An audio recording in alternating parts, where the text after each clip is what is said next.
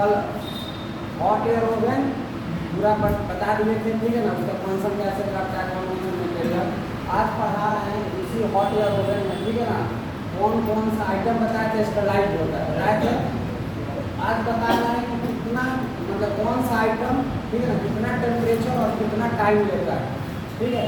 अब मानो कि वैसा मटेरियल जो मानो कि अब डिपेंड करता है क्या चीज़ तो बना हुआ है, कितना टेम्परेचर सह सकता है, समझ में आ रहा है। तो आज वो पढ़ा है। तो वही है holding period of different item, जो डिफरेंट वस्तु है, ठीक है, जिसको स्टरलाइज करना है वो कितना पीरियड तक टेम्परेचर मतलब सह सकता है, और उतना दिन में क्या होगा, स्टरलाइज या माइक्रो ऑर्गेनिज्म मर जाएगा और मेरा मटेरियल भी बच जाएगा, समझ में आ रहा है। तो स्टरलाइज करना है, तो वहीं लिखा है क्या चीज़, होल्डिंग पीरियड और जिसको कौन कौन सा चीज़ इसमें स्टरलाइज होगा, समझ आ रहा है। तो पहला है 160 डिग्री, कितना 160 डिग्री, और टाइम कितना ले रहा है 2 घंटा, मतलब 160 डिग्री और 2 घंटा के लिए। कौन कौन सा आइटम इसमें मतलब कितना पीरियड के लिए रखते हैं हॉट एयर ओवन में, कौन कौन सा सामान रख सकते हैं, ग्लास बताए थे। ग्लास क्या होता है, सब रहता है, ठीक है, जिसमें मटेरियल या सैंपल सब रखने अपने में यूज होता है, टेस्टिंग वगैरह सब बताए थे, सैंपल होगा। उसके बाद फोर्सेप बताए थे, सीजर्स, कैंची, स्कैटर्स क्या होता है, हाँ काटने के लिए, ठीक है।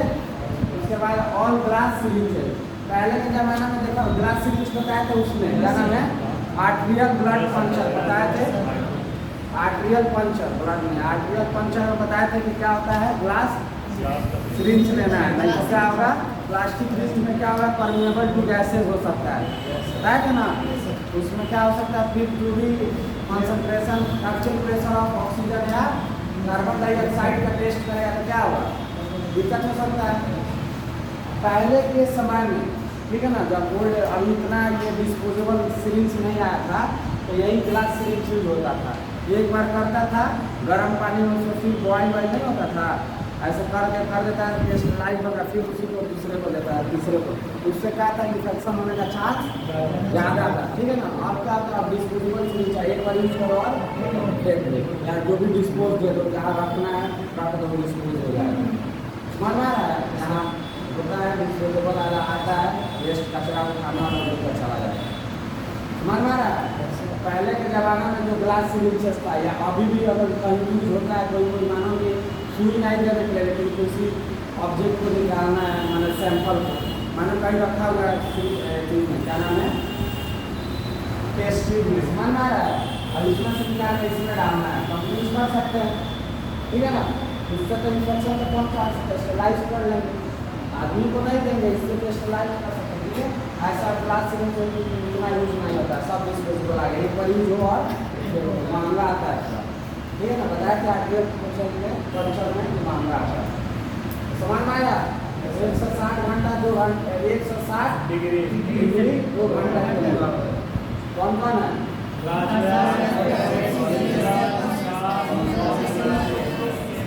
ठीक है। इस सब वस्तु को क्या करते हैं, इसको लाइट करना होगा, टेम्परेचर 160 छोड़ देंगे, कौन आया।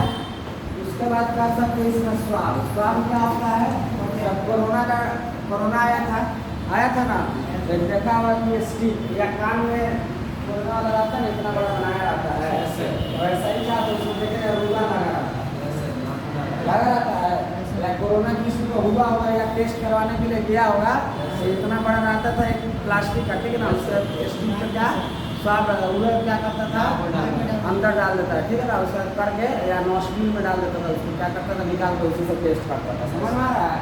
तो ये जो वस्तु है, इसमें जो स्वाद पाउडर लगा हुआ है, इसको क्या कहते हैं, स्वाद, समझ में आया। उसको भी स्टरलाइज करना है, क्योंकि उसमें से माइक्रो ऑर्गेनिज्म ले रहा है, नाक में से या मुँह के अंदर से यहाँ से निकालता था ना, या मानो कान से ही निकालता है, मानो कान बहने लगता है, किसी का तो सैंपल लिया जाता है, ठीक है।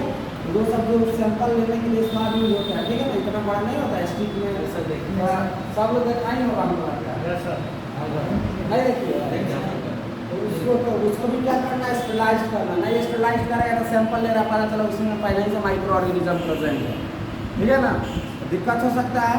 तो वो सब जो स्वाब है उसको क्या चीज़ से स्टरलाइज किया जाएगा 160 डिग्री और 2 घंटा। समझ में आ रहा है?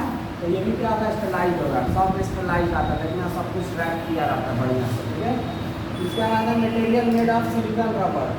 बताया थे कि जो नॉर्मल रबर होता है उसको हॉट एयर ओवन नहीं किया जाता, हॉट एयर ओवन में नहीं डाला जाता। ठीक है, नहीं तो क्या होगा, वो पिघल जाएगा, टेम्परेचर ज़्यादा रहता है। लेकिन सिलिकॉन रबर एक्सेप्ट लिखा है, एक्सेप्ट सिलिकॉन रबर। मतलब सिलिकॉन रबर क्या है, हाई टेम्परेचर को झेल सकता है। समझ रही है? तो इसलिए क्या होता है, इसको सिलिकॉन रबर किसी भी इंस्ट्रूमेंट में लगा हुआ उसको स्टरलाइज करना है तो 160 डिग्री 2 घंटा में धर देना, वो हो जाएगा। ठीक है, खराब नहीं होगा। उसके बाद है liquid paraffin, dusting powder, fat और ग्रीस। ठीक है, लिक्विड पैराफिन ये सब हिस्टोपैथोलॉजी पढ़ाएंगे तो उसमें, ठीक है ना, यूज किया जाता है। ठीक है, तो मानो उसको भी क्या किया जाता है, स्टरलाइज किया जाता है। डस्टिंग पाउडर मतलब जितना भी ये सब पाउडर आता है, ठीक है ना, जैसे घाव हो जाता है या और सब भी, ठीक है ना, हम सबको क्या किया था, स्टरलाइज। घाव हो गया तो वहाँ पर मानो इन्फेक्शन है ना, स्टरलाइज पाउडर नहीं छूटोगे तो पता चला उसमें इन्फेक्शन के कुछ छूट गया तो और इन्फेक्शन बढ़ जाएगा। समझ में आ रहा है? इसलिए क्या करना चाहिए, उसको भी स्टरलाइज करना। ठीक है ना, जितना भी पाउडर है, ठीक है, जो क्या होता है दवाई वाई में यूज होता है, उसको क्या किया जाता है, स्टरलाइज किया जाता है। समझ में आया? फैट और ग्रीस, ग्रीस भी कहीं कहीं यूज होता है। समझ में आया? तो वो सबको क्या करना है, करना है कितना डिग्री पे, और 2 घंटा। समझ में आया? लेकिन कभी कभी क्वेश्चन आता है कि बल्कि है, बल्कि इन द सेंस हैवी है, ज़्यादा मात्रा में। समझ में आ रहा है? ये सब है कि छोटा छोटा छोटा छोटा, लेकिन जब बल्कि वर्ड यूज आ जाएगा, ठीक है ना, जैसे बल्कि पैराफिन या फैट या ग्रीस। समझ में आ रहा है? तो इसका चल जाएगा 180 डिग्री का, 180 डिग्री वाला जो टेम्परेचर लिखा है 180 डिग्री 20 मिनट के लिए। समझ में आ रहा है? बल्कि वर्ड यूज करेगा तब, और तो क्या आ जाएगा 160। समझ में आया? ऐसे बल्कि मतलब क्या हुआ, एक जगह पे ज़्यादा मात्रा में क्या चाहिए, उसको ज़्यादा टेम्परेचर चाहिए ना, इससे ध्यान रखना। ठीक है, बल्कि मतलब क्या होगा, एक जगह पर ज़्यादा चीज, बल्क मतलब होता ही नहीं, ज़्यादा मात्रा में एक जगह पर। समझ में आ रहा है? बोलो। उसके बाद है कौन सा टेम्परेचर, बोलो, 150 डिग्री फॉर 2 आवर्स। ठीक है ना, तो इसके लिए क्या क्या हो गया, जितना भी शार्प इंस्ट्रूमेंट हो गया जो ऑप्थेल्मिक सर्जरी में यूज होता है। ऑप्थेल्मिक मतलब क्या होता है, आँख वाला। कौन सा, आँख वाला। ठीक है ना, आँख वाला जो सर्जन होता है वो जो इंस्ट्रूमेंट सब यूज होता है वो क्या होता है, पतला पतला रहता है। ठीक है ना, ज़्यादा आँख में करना है तो ज़्यादा मोटा रहता है, घुसेगा साइड से काट करना होगा तो नहीं, तो पतला पतला है, उसको क्या चाहिए, टेम्परेचर कम चाहिए। तो यहाँ पे 160 डिग्री तो रहता, लेकिन 185 चाहिए। समझ में आ रहा है? क्यों कम चाहिए, क्योंकि थोड़ा पतला पतला होता है। समझ में आ रहा है? तो जल्दी स्टरलाइज हो जाएगा। शार्प इंस्ट्रूमेंट, ठीक है, जो use in ophthalmic surgery. Ophthalmic is related to eye, जो भी डिपार्टमेंट रिलेटेड टू आई होता है उसको ऑप्थेल्मिक डिपार्टमेंट बोलते हैं। ठीक है, ऑप्थेल्मिक सर्जरी यानी आँख से रिलेटेड जो सर्जरी होगा। ठीक है, भी प्रश्न इसको नहीं आता है। ठीक है, समझ में आया? आज है फिर, अब है 150 डिग्री है, लेकिन क्या किया गया, टाइम कम कर दिया गया। इसके लिए ऑयल के लिए, ग्लिसरॉल के लिए और डस्टिंग पाउडर, बहुत सारा पाउडर आएगा तो क्या होगा, टेम्परेचर स्टैंड कर लेगा तो उसको इस पर रख देंगे। अगर जो क्या करेंगे 150 डिग्री पर ऑयल ना, तो इसी ग्लिसरॉल याद रखना। ठीक है, ग्लिसरॉल का ठीक है ना, ग्लिसरॉल को 150 पर 1 आवर। देखो टेम्परेचर बढ़ रहा है तो टाइम भी बढ़ रहा है। ठीक है ना, टेम्परेचर घटेगा तो इधर आगे चल के ये सब कन्फर्म होगा। तो ये सब तो तुमको रखना पड़ेगा। रखना ही जैसे नहीं होता है, इसमें क्या क्या है वो याद करना पड़ेगा, नहीं याद करेगा तो फिर भूल जाए।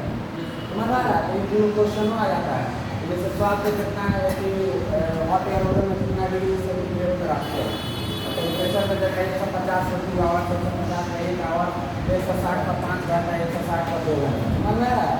ऐसे करना है, उसको तुमको ठीक करना पड़ेगा। समझ में आ रहा है? ये सब अपना ध्यान रहेगा। तो ये सब है कि कितना देर में कितना टेम्परेचर चाहिए इसको स्टरलाइज करने के लिए। समझ में आया सर? Yes sir. नहीं आया तो पूछ लो। क्या 2 नंबर ये वाला ये क्या है? 160 और 2 घंटा है, इसमें है 150 और 2 घंटा। बताए 60 में क्या होता है? वैसा इंस्ट्रूमेंट जो नुकीला वकीला होता है, ठीक है ना, जैसे ब्लेड हो गया, मन मारा है, नीडल हो गया, ये सब कितना बोला जाता है? 7 ऑब्जेक्ट में रखा जाता है, ठीक है ना, जिससे कट मेरा हाथ पैर कोई भी चीज़ कट सकता है। समझ में आ रहा है? ऑप्थेल्मिक सर्जरी मतलब होता है क्या चीज़? जो सर्जरी आँख रिलेटेड होता है। आँख का ऑपरेशन होता है ना जी, तो इसमें जो इंस्ट्रूमेंट होगा तो बड़का बड़का मोटा मोटा होगा, क्या होगा? पतला पतला होगा। तो उसको क्या चाहिए? टेम्परेचर थोड़ा कम चाहिए, अगर ज़्यादा टेम्परेचर देगा तो पिघल जाएगा, खराब हो सकता है। तो उसको क्या होगा? बेस्ट स्टरलाइज करने के लिए 150 पर 2 घंटा रख देगा। तो जितना भी इंस्ट्रूमेंट होगा जो आँख वाला सर्जरी में यूज होता है वो क्या होगा? फाइनल से स्टरलाइज हो जाता है। समझ में आ रहा है? तो वही ठीक है। अब है क्या चीज बताओ? इंसिनरेशन। बताया थे इंसिनरेशन क्या होता है? बताओ, कोई पता है क्या? बताया था ना तुम लोग को इंसिनरेशन के बारे में?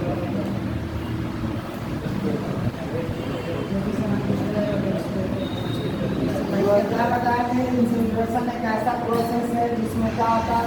कोई भी वेस्ट मटेरियल है, इसको मानो कि हमको क्या करना है? उसको जलाना है, बोल रहा डिस्पोज करना है, ठीक है ना। तो उसको क्या करता है? हाई टेम्परेचर और हाई ऑक्सीजन के प्रेजेंस में, मतलब ऑक्सीजन के ज़्यादा प्रेजेंस में क्या किया जाता है? उसको जला दिया जाता है। क्या किया जाता है?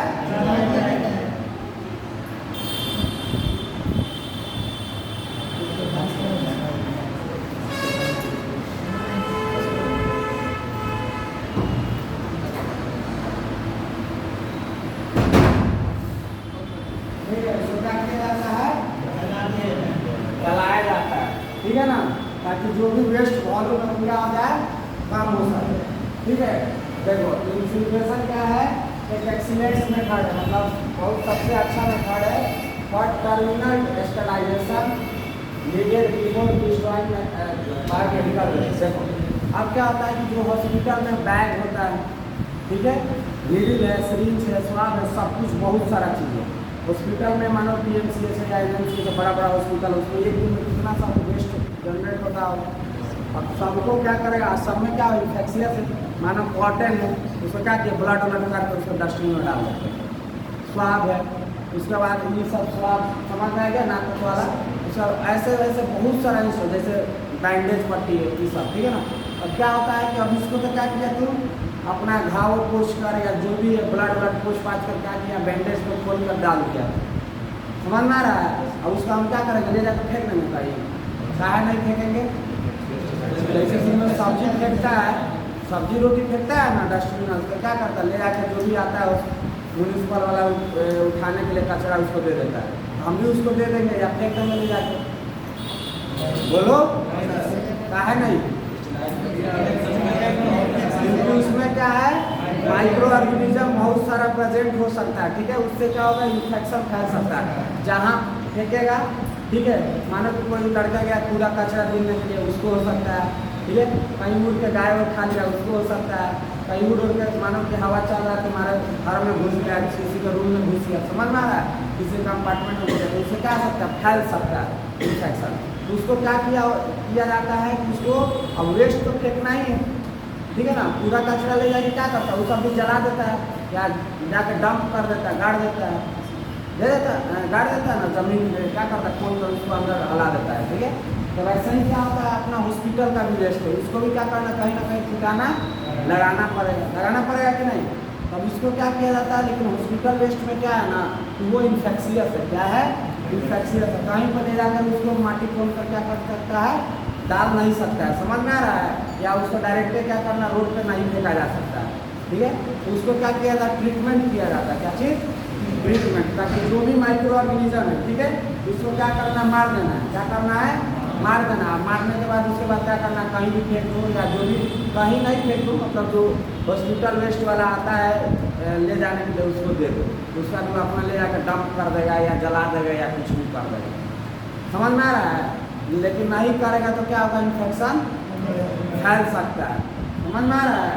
तो वही बता रहा है कि जो भी बायोमेडिकल वेस्ट है, बायोमेडिकल वेस्ट क्या होता है कि कोई भी वेस्ट, ठीक है, जो हमारे ट्रीटमेंट में, ठीक है, जैसे सिरिंज विरिंज हमको ट्रीटमेंट हो गया है, दवाई का खोखा होखा हुआ ना जी, या ब्लड सैंपल कलेक्ट कर रहा है तो भाई सिरिंज नीडल लोडिंग, या इम्यूनाइजेशन में, इम्यूनाइजेशन मतलब जैसे कोरोना का हम लोग इम्यूनाइज हुए, वैक्सीनेशन लिए, तो वैक्सीनेशन लिए तो क्या हुआ, उसका सिरिंज, उसका स्वाब, उसका जो वाइल आया वो भी तो ये है, बायोमेडिकल वेस्ट है।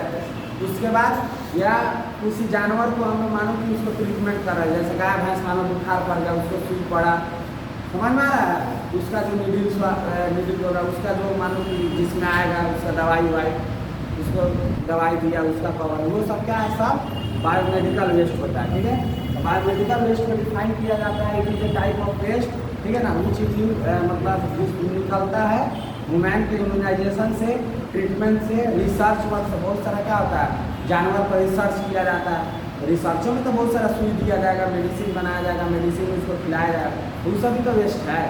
समझ में आ रहा है? तो ये सब जो वेस्ट होता है उसको क्या बोला जाता है, बायोमेडिकल वेस्ट। पढ़ाएंगे, ठीक है ना, इसको लैब मैनेजमेंट में ओटी वाला पढ़ना है, पूरा डिटेल में पढ़ना है इसको, ठीक है ना। तो जो भी पढ़ाएंगे उस टाइम की जो बायोमेडिकल वेस्ट होता है, क्या होता है, बायोमेडिकल वेस्ट, उसको ऐसा ही कहीं ले जाकर नहीं फेंक दिया जाता, उसको क्या किया जाता है, ट्रीटमेंट किया जाता है। जो भी माइक्रो ऑर्गेनिज्म है, ठीक है ना, उसको क्या किया जाता है, 100 से 1-2 कर दिया जाता है, नहीं तो पूरा मार दिया जाता है। समझ में आ रहा है? तो वो लोड जो है माइक्रो ऑर्गेनिज्म का ज़्यादा है तो ज़्यादा इन्फेक्शन फैलाएगा, 2-4 बार के उसको छोड़ दिया जाता है, नहीं तो पूरा 100 का 100 को मार दिया जाता है। समझ में आ रहा है?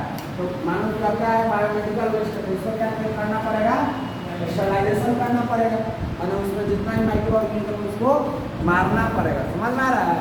तो यही मारने के लिए क्या होता है कि जितना भी छोटा छोटा सामान है, वैसा सामान जिसको जलाया जा सकता है, जिसको जलाया जा सकता है, ज़्यादा पॉल्यूशन नहीं बढ़े। अब इसे सिरिंज नीडल हो गई, ठीक है, इस सबको क्या किया जाता है, जलाया नहीं जाता, ले जाकर रिसाइकिल कर लिया जाता है। समझ में आ रहा है? लेकिन जैसे कॉटन है, ठीक है, ये जो बैंडेज पट्टी है, स्वाब है, इस सबको तो क्या करेगा, रिसाइकिल करेगा नहीं, तो इस सबको क्या किया जाता है, जला उला किया जाता है, ठीक है ना। तो ये क्या होता है कि ये सब जो चीज़ को जलाना है, उसमें क्या माइक्रो ऑर्गेनिज्म है, उन सब के लिए वेस्ट होता है, इन्फिल्ट्रेशन क्या होता है, वेस्ट। किसी भी वेस्ट को जिसको जलाना है उसके लिए इन्फिल्ट्रेशन वेस्ट होता है, ठीक है। इसमें क्या होता है कि जो मेडिकल वेस्ट है, तो वो सब बायोमेडिकल वेस्ट हुआ, उसको मानो कि हमको क्या करना, खत्म करना है, ठीक है, डंप तो कर नहीं सकते हैं, उसको क्या करते हैं, जला देते हैं। क्या करते हैं, जला देते हैं। तो उसको टर्मिनल स्टरलाइजेशन बोलते हैं, मतलब उसको फेंकने से पहले, ठीक है ना, उसको नष्ट करने से पहले जो स्टरलाइजेशन बोला जाता है, उसी को क्या करते हैं, उसी को बोला जाता है टर्मिनल स्टरलाइजेशन, ठीक है ना। और डायरेक्ट तो फेंक नहीं सकते हैं, तो उसको क्या करेंगे, अब उसको क्या करना है बताओ, उसको वेस्ट को खत्म भी करना है, तो क्या करेंगे, उसको जलाकर वेस्ट को खत्म हो जाएगा, बैक्टीरिया वायरस भी मर गया। समझ में आया, माइक्रो ऑर्गेनिज्म भी मर गया। उसी को क्या बोलते हैं, इन्सिनरेशन। तो इन्सिनरेशन एक ऐसा मेथड है जिसको टर्मिनल स्टरलाइजेशन होता है। टर्मिनल स्टरलाइजेशन मतलब जो वेस्ट मटेरियल है उसको खत्म करने से पहले sterilization, needed before destroying, before मतलब पहले बायोमेडिकल वेस्ट। समझ में आया? उस सब वस्तु को जिसको टर्मिनल स्टरलाइजेशन करना है, तो इन्सिनरेशन उसके लिए बेस्ट है। उसको क्या करते हैं, एक जगह इकट्ठा करते हैं, ठीक है, और उसको क्या ऐसा बना हुआ रहता है, देखो बताते हैं। इन्सिनरेशन देखेगा ना, कुछ बड़का चीज नहीं होता है, ठीक है ना। क्या होता है कि ऐसा एक डब्बा रहता है, समझ में आया? इसमें क्या होता है, छेद छेद रहता है, क्या रहता है, ताकि एयर इसमें से आ सके। समझ में आ रहा है? जिसको जलाना है इसमें क्या करेगा, डाल देगा। समझ में आ रहा है? सबको वस्तु को इसमें डाल देगा, नीचे से आग लगा। अब ये छेद छेद क्यों किया गया, वो सब एरेशन बढ़िया सिर्फ इधर से ना हवा आ रहा है, इधर हो जाएगा, मानो इसमें छेद नहीं करेगी तो इधर हवा आएगा, ऊपर वाला बढ़िया से चलेगा, इससे क्या हो जाएगा, नहीं चलेगा, बढ़िया से बल्ब में नहीं चलेगा। समझ में आ रहा है? इसीलिए क्या किया जाता है, इधर से होल कर दिया जाता है ताकि इधर से भी क्या होगा आया, ठीक है ना। अब एक बार हम पूरा लोडो नहीं कर देना, ठीक है, हल्का हल्का ज़्यादा नहीं होता है, बढ़िया से उसको जला देना, फिर उसमें डालना, फिर डालना, कि बढ़िया से ऑक्सीजन के प्रेजेंस में क्या होगा, बढ़िया से जल जाए, ठीक है ना, हाई टेम्परेचर पर। अब सब नष्ट हो जाए। गाँव में क्या होता है कि हम लोग क्या करते हैं, कूड़ा कचरा जो होता है, पत्ता होता सूखा होता है, दीवार वार बहारते हैं, तो क्या करते हैं, ऐसा ही कुछ रहा था उसमें डाल कर क्या करते हैं, नीचे साग लगा देते, सब जल जाता है। समझ में आ रहा है। जो बढ़िया बढ़िया घर है, बढ़ता बढ़ता, जहाँ पर मानो उसके दीवार का 10 मानो जो पेड़ है, उसमें तो पत्ता तो सूखा होगा, गिरवे करेगा, ठीक है, तो उसका यही सब करता है। ऐसा ही रहेगा, एक बार रखेगा, उसमें क्या करेगा कि ऐसा ना करके वो डाल के यार सूख बढ़िया सूखा रहेगा तो ऐसे ही चल जाएगा, थोड़ा भीगा रहेगा तो लहसुन का लोग डाल के मार देता है। समझ में आ रहा है। तो ऐसा नहीं करता, इसमें किरोसन वाला नहीं डालना, ये सब तो घर का बता रहे, ठीक है ना। मेडिकल वेस्ट है तो इसको क्या करना है, हल्का सा सूख करना है, इसको जला देना है, इधर क्या होगा, बढ़िया से एरेशन होता है, ठीक है ना। हवा जाएगा तो जितना बढ़िया हवा लगता है उतना बढ़िया क्या होता है, कोई चीज़ जलता है। समझ में आ रहा है, बढ़िया से जल जाएगा, ऐसे ही ट्रीटमेंट होता है, कोई बड़ा खास चीज़ नहीं है, ठीक है ना। तो जो भी बायोमेडिकल वेस्ट क्या है, बायोमेडिकल वेस्ट, समझ में आया। बायोमेडिकल वेस्ट का डिफिनीशन, बायोमेडिकल वेस्ट एक ऐसा टाइप ऑफ वेस्ट होता है जो जनरेट होता है कहाँ से, ह्यूमन में, इसको ट्रीटमेंट करने से, इम्यूनाइजेशन करने से, समझ में आ रहा है, या रिसर्च करने से, या जानवर को अगर मानो वैक्सीनेशन या कुछ भी ट्रीटमेंट कर रहा है, ठीक है ना, तो वो जो प्रोडक्ट निकलेगा, ठीक है ना, जो वेस्ट निकलेगा उसको क्या बोलेंगे, बायोमेडिकल वेस्ट, ठीक है। तो इसको क्या क्या करेंगे, समझ में आ गया। तो ऐसा चीज़ जिसको जलाया जा सकता है, तो उसमें माइक्रो ऑर्गेनिज्म रहेगा तो ऐसे ही डंप नहीं करेंगे, ठीक है। उसको ले जाके क्या करेंगे, highly in the presence of oxygen, ज़्यादा हीट देकर क्या करेंगे, उसको जला देंगे। जलाने से क्या होगा कि जो बायोमेडिकल वेस्ट है वो भी खत्म हो गया और माइक्रो ऑर्गेनिज्म भी साथ में नष्ट हो गया। समझ में आ रहा है। तो ये होता है इंसिनरेशन, समझ में आया। ये ड्राई करना, इसमें पानी में है वो सूखा सूखा गया हुआ, उसको सूखा सूखा जला दिया गया, ठीक है। क्या चीज में आता है, इंसिनरेशन, ठीक है ना, ड्राई, ठीक है। उसके बाद ये जो लिख रहा है, ठीक है, ये लिखा हुआ जो recommended temperature and duration of heat sterilisation, sterilisation करने के लिए कितना टेम्परेचर बताया था कि ज़्यादा टेम्परेचर होगा तो क्या होगा, टाइम कम लगेगा, कम टेम्परेचर आएगा तो टाइम ज़्यादा देना पड़ेगा, ठीक है। अब इससे ऑटो मिलेगा तो इसको याद रखना है, ठीक है ना। अब कौन सा मेथड, टेम्परेचर डिग्री सेंटीग्रेड में, समझ में आया। होल्डिंग टाइम, कितना टाइम का उसको रखना है, होल्डिंग मतलब रखना, होल्डिंग टाइम कितना है, मिनट, क्या है, मिनट, ध्यान देना, समझ में आया। कौन मिनट आवर्स, मतलब क्वेश्चन में आवर्स पूछ देगा तो तुमको 15 आवर्स मार्क करना है, ठीक है ना, उसको ध्यान रखना है। अब जैसे ऑटो क्लियर के साथ पढ़ाया नहीं है, लेकिन जब भी नेक्स्ट क्लास में पढ़ाएंगे तो इसके बारे में बताएंगे, ठीक है, अभी थोड़ा बहुत बता देते हैं। ऑटो क्लियर के लिए क्या होता है, बेस टेम्परेचर होता है, क्या होता है, बेस, इसको माना जाता है 127 डिग्री सेंटीग्रेड और मतलब किसी ऑटो क्लेम में किसी वस्तु को स्टेलाइज करना है तो क्या करना है बताओ, 127 डिग्री टेम्परेचर सेट कर देना और कितना मिनट के लिए, 15 मिनट के लिए, ठीक है। कभी कभी क्वेश्चन ऐसे देता है 127 डिग्री 15 से 20 मिनट, ठीक है, या 15 से 30 मिनट, आंसर भी जा सकता है, ठीक है ना, रेंज देगा तो समझ में आ रहा है। 15 मिनट लिख के तो एवरेज हो गया, समझ में आ रहा है। लेकिन कभी कभी 15 मिनट नहीं देगा, 20 से 30 मिनट दे देगा, जो आसपास कराएगा वो चला जाएगा, समझ में आया ना। या आंसर में दे दिया 15 से 30 मिनट में, भी चला जाएगा, समझ में आ रहा है।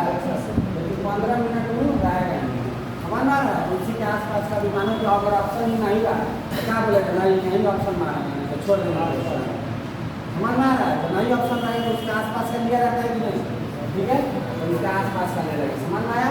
15 मिनट रहा तो ठीक है, नहीं रहा तो 15 से 30 मिनट दिया तो इसको टिक मार देंगे, या 20 से 30 मिनट दिया तो इसको टिक मार देंगे, समझ में आ रहा है ना। तो ये सब ध्यान देते रहना, इतना के साथ 15 ही मिनट पढ़ाए वो ऑप्शन है नहीं, समझ में आ रहा है। तो ऑप्शनल में थोड़ा बहुत इधर उधर कर सकता है, तो जो भी आसपास का रहता है उसको क्या टिक कर दिया जाता है, समझ में आया। 127 डिग्री टेम्परेचर लगेगा तो कितना मिनट के लिए होगा, 15 मिनट में स्टेलाइज हो जाएगा। टेम्परेचर बढ़ा रहा है 121 से कितना की है, 126 तो टाइम क्या होगा, हटेगा, ठीक है ना। तो इधर 15 मिनट था तो इधर 126 बढ़ाए, मतलब टेम्परेचर बढ़ाए तो टाइम क्या होगा, घटा। फिर इधर टेम्परेचर क्या किया बढ़ाएं, तो फिर टाइम क्या हुआ बढ़ा।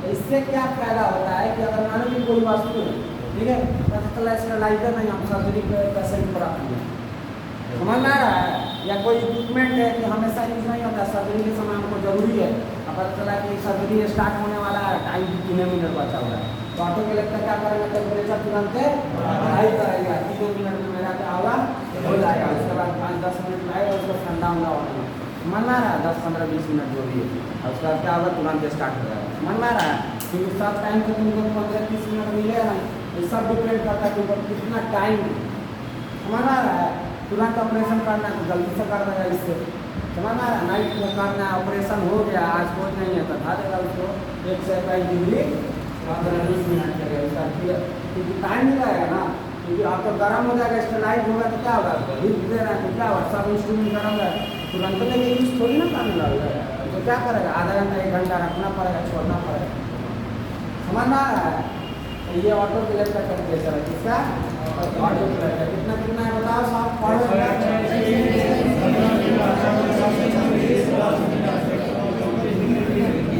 समझ में आ रहा है। टेम्परेचर जैसे ये क्या होता है, बेस्ट टेम्परेचर होता है, ठीक है, टेम्परेचर जैसे ही बढ़ेगा टाइम घटेगा, समझ में आ रहा है, टेम्परेचर घटेगा तो टाइम बढ़ेगा, सेम वैसा ही होता है हॉट एयर ओवन में, जो पढ़ाए थे हॉट एयर ओवन में देखो 160 डिग्री पढ़ाए ना, 160 डिग्री अगर टेम्परेचर पर कर रहा है कितना मिनट लगेगा, 120 मिनट, टेम्परेचर बढ़ रहा है, कितना हुआ 170, टाइम कितना हो गया, समझ रहा है, टेम्परेचर कितना बढ़ा, टेम्परेचर कितना हुआ, टेम्परेचर जैसे ही बढ़ाएगा टाइम घटेगा, टेम्परेचर अगर घटाएगा तो टाइम बढ़ेगा, समझ आ रहा है, तो वही है, तो ये सब टेम्परेचर याद रखना, डायरेक्ट क्वेश्चन पूछता है कि हॉट एयर ओवन के लिए which of the following is the best temperature and duration, मतलब टाइम, ठीक है, 160 और 120 मिनट चल जाएगा, ठीक है, ऑटो क्लेम का पूछता है 121 15 से 20 या 30 सेकेंड मिनट दे देगा, ठीक है, अब प्रेशर हो इसमें पूछता है 15 प्रेशर होता है, ठीक है ना, तो बताएंगे बाद में, ठीक है, ऑटो क्लेम पढ़ाएंगे तो पूरा डिटेल में पढ़ाएंगे, टेम्परेचर याद रहेगा ना, यहाँ से हर एक साल एक क्वेश्चन बनता है, इन दोनों में याद कर लेना, पहला ही बोल देगा, ठीक है, कितना टेम्परेचर कितना मिनट के लिए बोल देगा, 160 डिग्री को 3 घंटा के लिए रखना है, गलत हो जाएगा, 160 डिग्री के लिए 1 घंटा के लिए गलत हो जाएगा, बना 160 120 170 बढ़ाएगा तो 60 मिनट, 180 करेगा तो 20 मिनट, 180 को 1 मिनट मार देना, मन आ रहा है, तो ऊपर का मैक्सिमम कर देगा, 160 डिग्री या उसका बोलेगा करेक्ट मार देना, जो होगा मन आ रहा है, टेम्परेचर और कितना टाइम के लिए रखा जाता है, ये इम्पोर्टेंट, ठीक है, हर एक साल क्वेश्चन आता है, ऑटो क्लेम वाला ये, ठीक है ना, और ये तो मोस्ट इम्पोर्टेंट है, क्वेश्चन ज़्यादातर 90% इसी से पूछता है, 160 और 120 और 1 से 22 और 15, समझ में आ रहा है, ये सब कम पूछता है, ना तो बराबर, लेकिन दे सकता है, ठीक है, तो ये दूसरों का इम्पोर्टेंट है, याद रखना, ठीक है ना, अब उसके बाद सब याद करना, माने मैक्सिमम क्वेश्चन वहीं से पूछता है, ठीक है ना, ऑटो क्लेम का टेम्परेचर पूछेगा, शॉर्ट में बोल देना 1 से 22 और समझ में आया, हॉट एयर ओवन का पूछेगा तो 160 और 120, समझ में आ रहा है, ये तुमको तो याद रहना चाहिए, याद सब करना है, तुमको पूरा दिमाग में सेट रहना चाहिए, कोई भी पूछेगा तो ये सब पहले नहीं बोलना, इसको पहले बोलना, इसको समझ में आ रहा है, फिर बोला कि और सब टेम्परेचर बताओ टाइम के अनुसार, फिर ये सब बोलना, समझ में आया, याद रहेगा ये, यहाँ से हर एक साल एक क्वेश्चन बनता है, पहले ही बोल दे रहा है, ठीक है ना, अपना देख लो एक बार, नहीं है तो फिर से पूछो।